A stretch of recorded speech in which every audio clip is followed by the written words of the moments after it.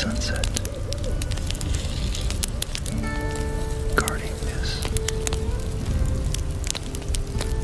gargantuan stone temple structure pointing to the heavens. And there's just something that evokes a serious sense of awe, and that's what I want to try to convey to you guys tonight. So I hope you're ready for a nice relaxing journey through some of the deeper history of ancient Egypt. I hope you guys enjoy this.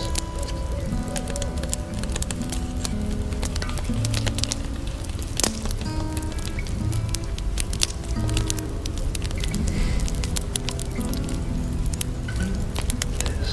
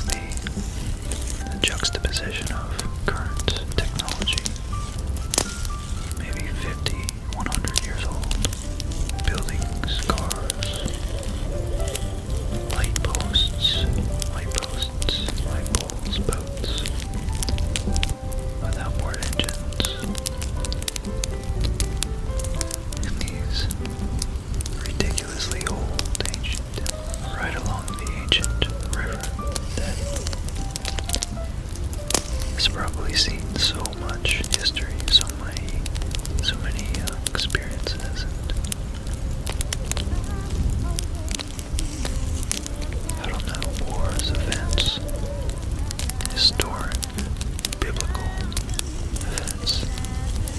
Literally, we have the rich, fertile grounds overshadowed by the arid hills, sandy hills in the background. And you know, no one really likes sand. It's coarse, rough, and irritating.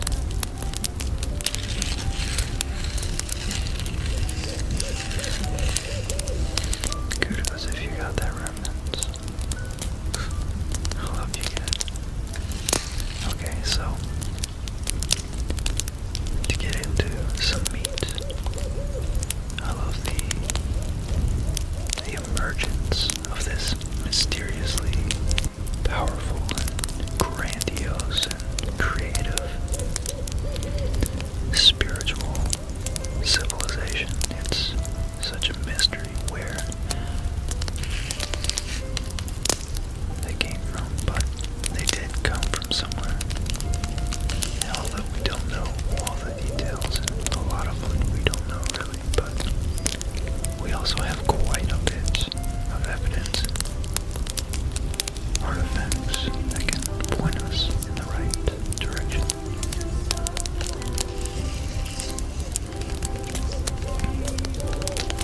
So, before 1998, the oldest artifact had been dated to 3000 BC, 5,000 years ago. Then, the Egyptologist, Mr.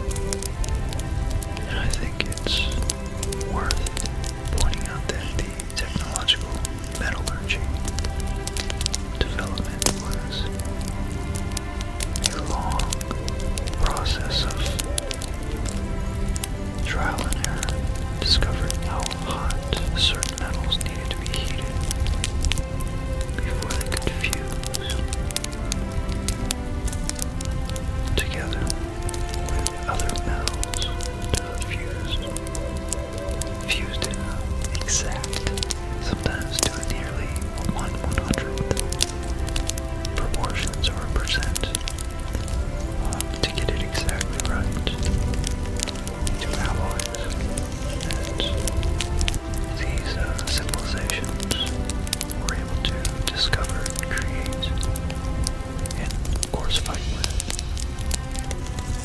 So, I think it's so fascinating. I'd like to actually do an episode,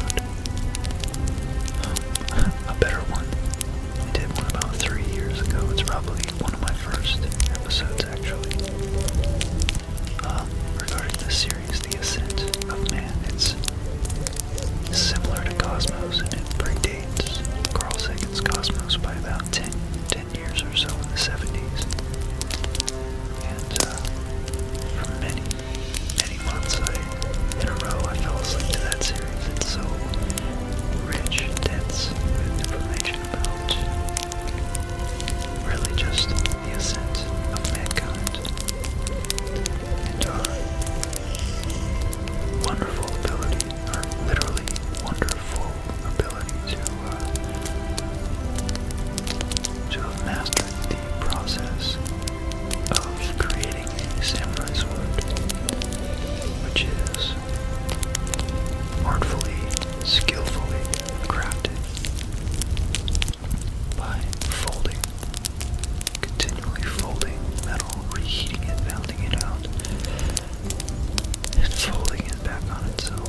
I think 30 some odd times, 32 times even, which eventually, if you do that math, 2 to the 32nd power, I don't know what it is, but it's thousands and thousands of layers. It's really incredible what we're capable of, and I think Egypt is so mystifying because of that. It's the first, well, I guess that term crucible of civilization is always used, but it really does kind of make you think of how you can kind of roughly work or melt metals down to, what's the word? You guys are all gonna know the word, but when you have gold mixed in with other metals and you melt it down to extract the gold, you sublimate it, I believe it's called. And I feel like this civilization is the sublimation, which I think is actually a term Nietzsche used a lot. It's like kind of we're in some vague prehistoric state, disbanded tribes and warring neighbors and minor nations. And this man, Menes, traditionally unified the northern and southern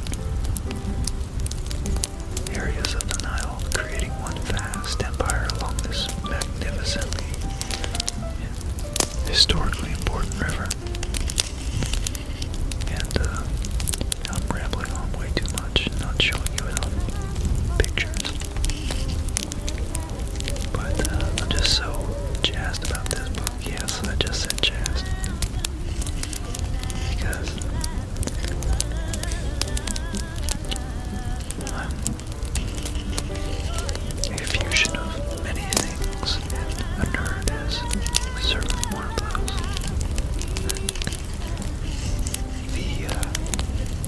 I feel like Joe Barra right now, the way I'm talking, and I love it. The reality was rather more complex. Archaeological finds testify to the existence of a nameless king, known as the Scorpion King, after a figure appearing on a ceremonial mace, who reigned at the end of the pre-dynastic period between 3150 and 3050 BC, before Christ. Many Egyptologists placed Scorpion King in the so-called Dynasty Zero, making it the original dynasty.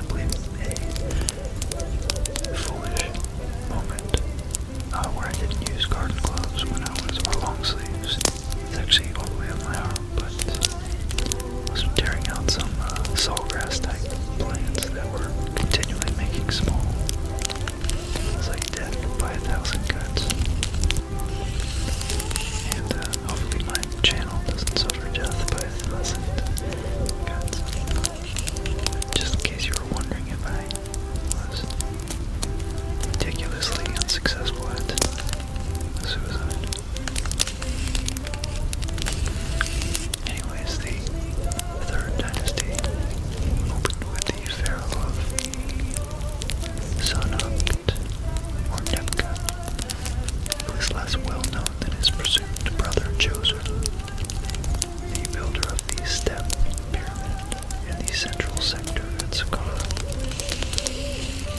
around 2600 BC.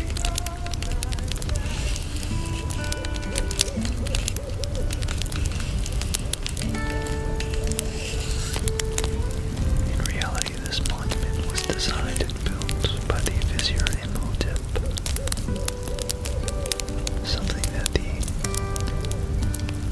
something of the Leonardo da Vinci of his era, and elevated to almost a divine status by subsequent generations.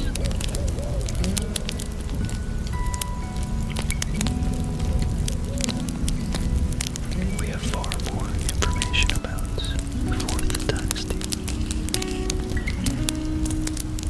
thanks to archaeological finds. The period saw reigns of pyramid building pharaohs Sneferu, Khufu, Khafre, and Menkaura, and was one of the most remarkable epics in history, with Egypt distinguished by an elevated level of social, cultural, and artistic organization, which really is phenomenal when you think about it. The pharaoh was at the top of the hierarchical pyramid, with the sacerdotal class-wielding great political power a step lower. Third, let's see.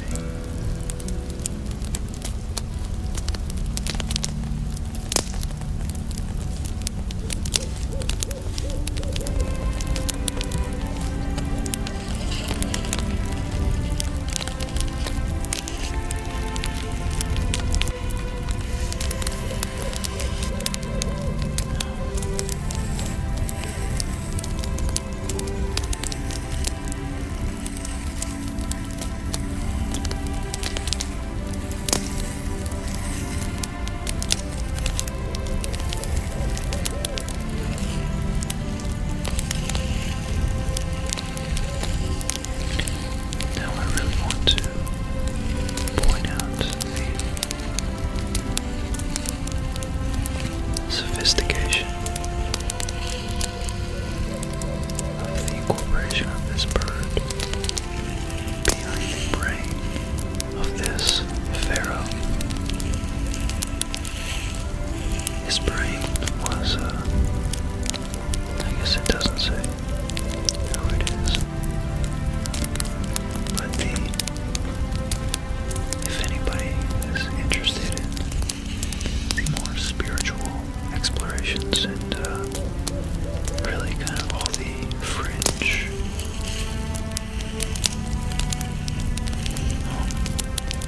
yet very reputable research done into the spiritual, the very extremely sophisticated spiritual elements of the ancient religion of these pyramids, pyramid-oriented pharaohs. I would highly recommend checking out John Anthony West, the recently deceased, just a month or two ago, actually. Sadly enough, John Anthony West and Robert Schoch's awesome little series called Magical Egypt. It used to be on YouTube. They might still have the first episode up, but it's just a very compelling look at what exactly might have been the motive for all of the grandiose architecture.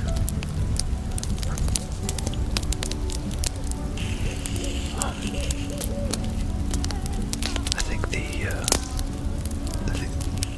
importance of this bird, the significance of it, is that it's a hawk, a type of hawk, I think, but regardless, it's a bird who are known to have very excellent vision and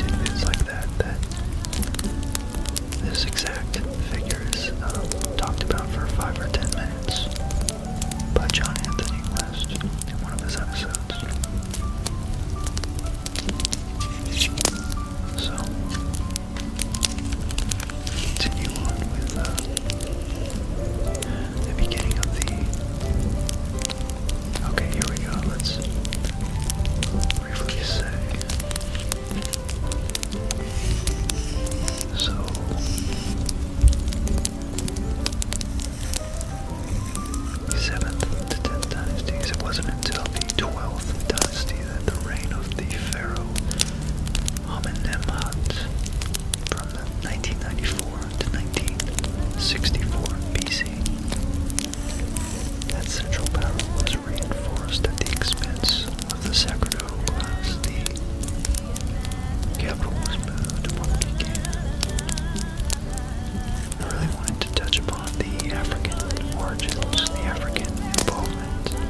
No, not involvement, but the integration of the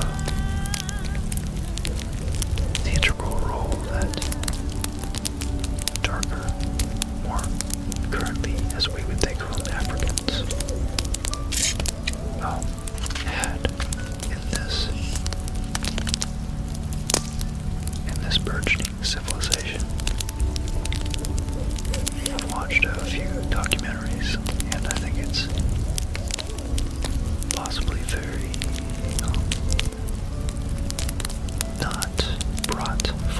not brought to the light enough that this, after all, is, in fact, Africa. And it's on the cusp of what we think of as Arabic, Arabian, Saudi Arabia, Middle Eastern ethnicities. I don't know, as a very ignorant person on ethnic, on different cultures, even on my own, admittedly, I am far from pronouncing authority in this, but I also am one to love, enjoy speculation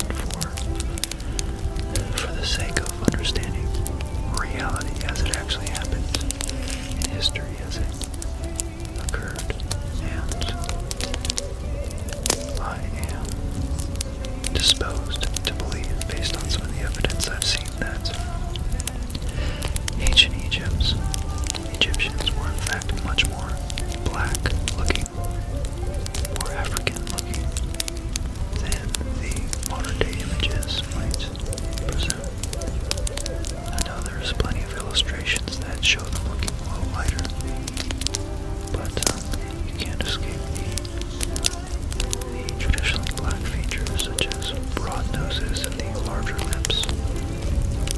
And I think it's important to put it in the context of the 1800s, in which slavery was still very much an active phenomenon in America. Was when a lot of this research, a lot of these artifacts were discovered or dug up, and to interpret people being suppressed as slaves as being one of the fundamental backbones of the very civilization upon which was suppressing them. That would have looked really bad, wouldn't it have? So, I think there was active political and existential reasons for them to suppress and whitewash, as you will. So I think it's very cool and to think that, Egypt, which we all revere and are so in awe of, in fact was very much an African, first and foremost, civilization. So it says the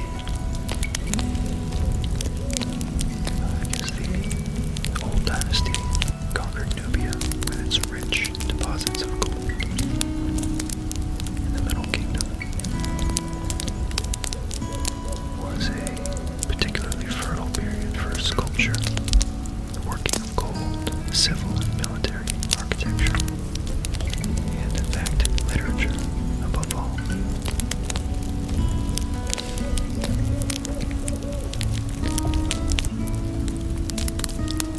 The texts from this epic, in fact, were copied by the successive generations of the Egyptians themselves. Referred to this as a golden age.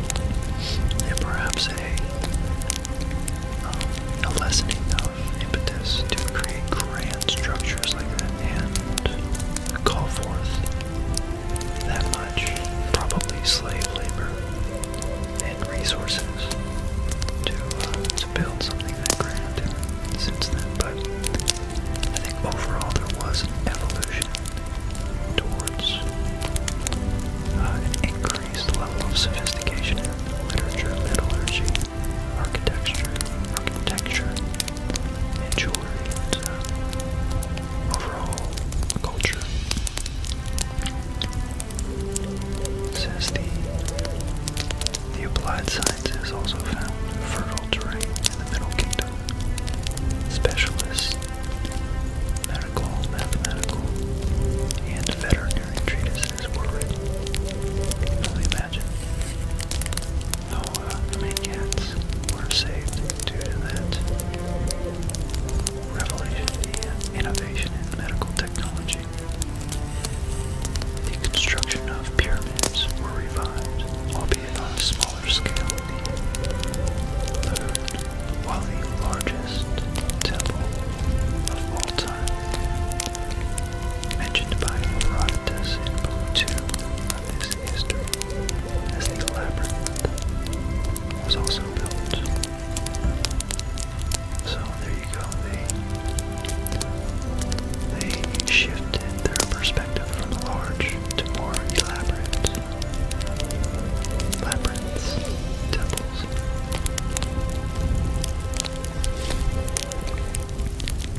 The 12th dynasty drew to a close with the pharaoh Amenemhat IV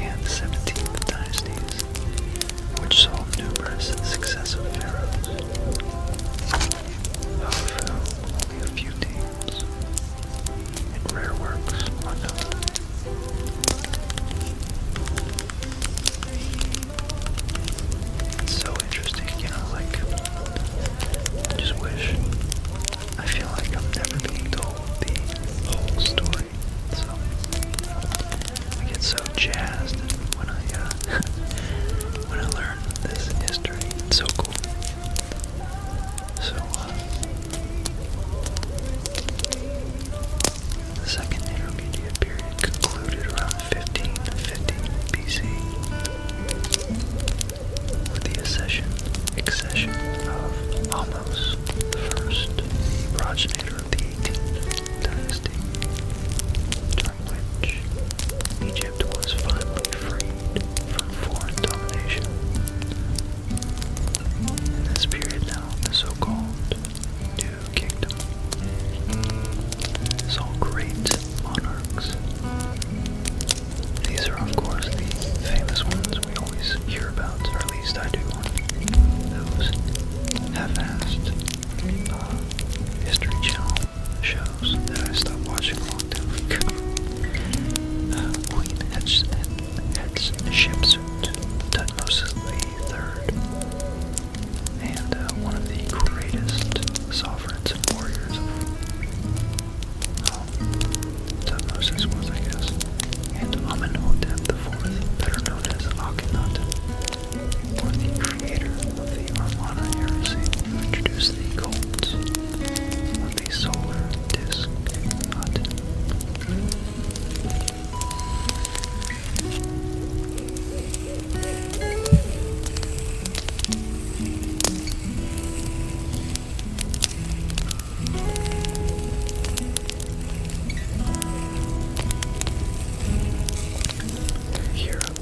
Here we can see this slab with bas relief depicting Akhenaten in adoration of the solar disk from the 18th dynasty, which I heard that was his. He created that religion to essentially deify himself, perhaps reintroduce a more mystic element of Egyptian religion. I don't know, perhaps maybe on one side he wanted to subjugate his people more readily, or perhaps he wanted to unify them under a more potent form of religion. That is, if the previous type of religion, it of course was already a couple of thousand years old at this point, was waning, slowly disintegrating, losing its potency, as Christianity very much so is today.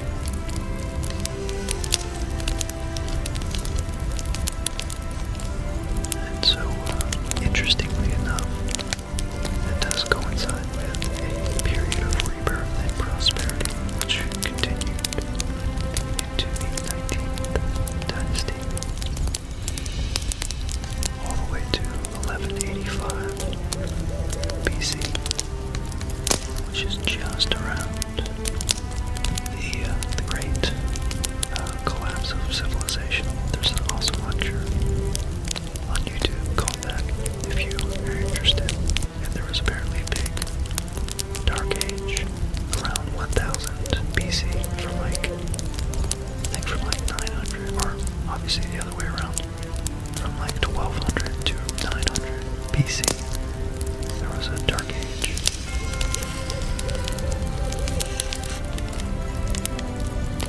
In all of the Mediterranean basin, essentially. And it was about the sea peoples, I think they attributed to, but nobody knows precisely who the sea peoples actually are, or where they come from. Another fascinating mystery, but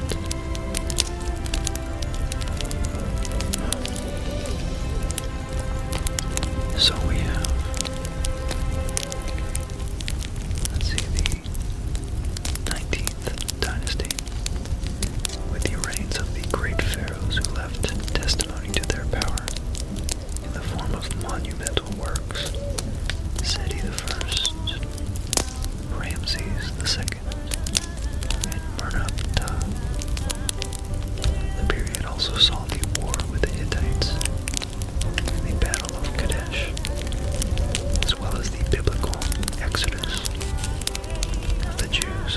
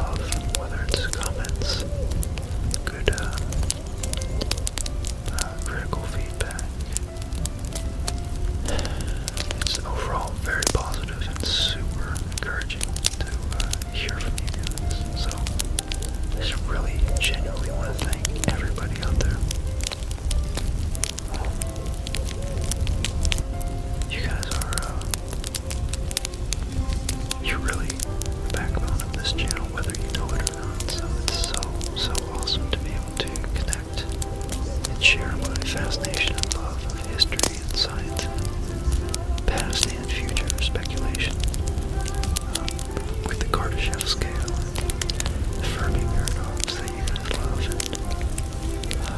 and I also love, I actually have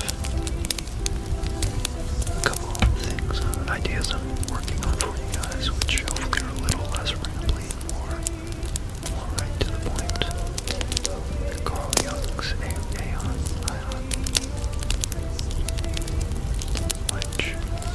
in which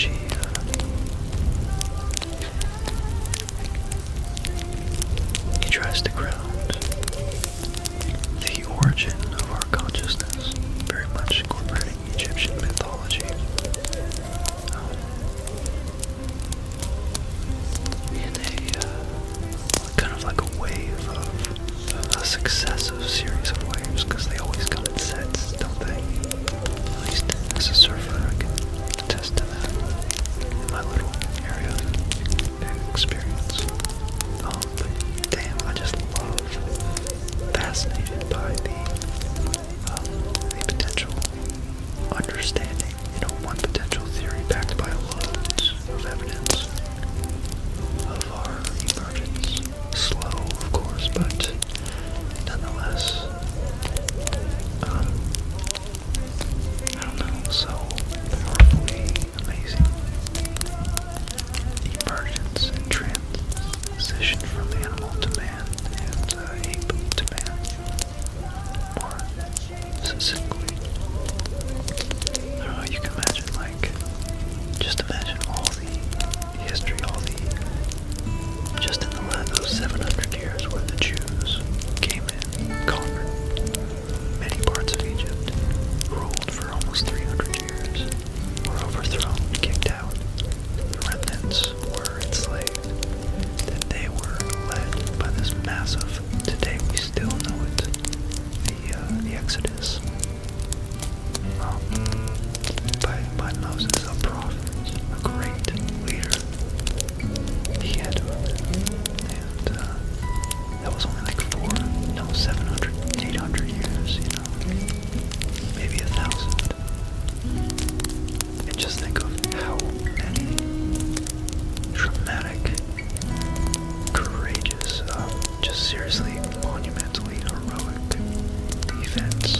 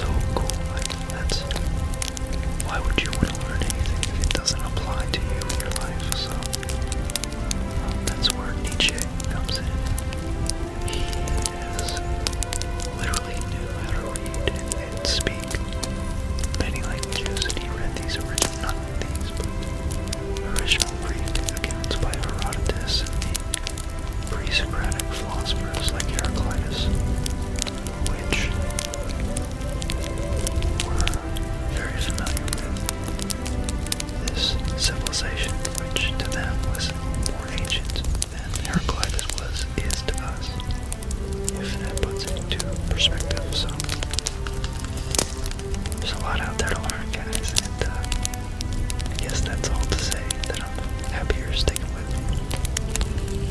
So I'll leave it there. Just want to say thank you so much to all my Patreon supporters, my PayPal contributors and donators, and Sirius, thank you for your huge $100 donation in my live chat last night. I don't think you guys are all very good. I can't thank you enough, so I hope you sleep extremely well tonight. I hope you're comfortable. I hope you get a lot of rest. And you go. You kick tomorrow's ass. You have a great, great weekend coming up. Thanks for joining me, guys. We'll continue next time. Sleep well.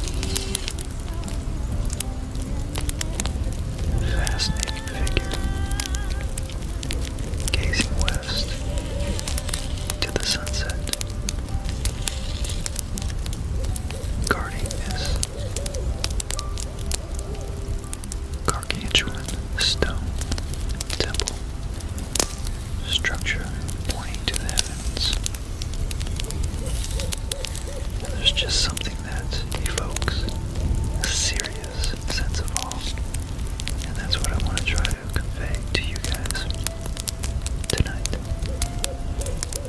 So I hope you're ready for a nice relaxing journey through some of the deeper history of ancient Egypt.